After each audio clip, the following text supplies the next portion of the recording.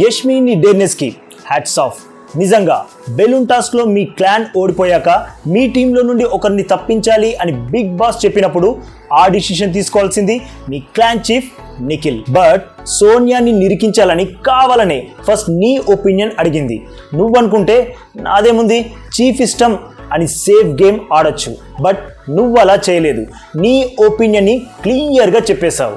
నిజంగా నువ్వు సూపర్. అసలు నువ్వు చెప్పినప్పుడు ఆర్గ్యూ చేసిన మణికంఠ ఆ తర్వాత వాళ్ళు చెప్పినప్పుడు సైలెంట్గా ఒప్పుకున్నాడు. అంటే ముందు నిన్ను తోసి వాళ్ళేమో సేఫ్ గేమ్ ఆడారు. బట్ చూస్తున్న మాకు క్లియర్గా అర్థమైంది ఎవరు రియల్ ఎవరు ఫేక్ అని.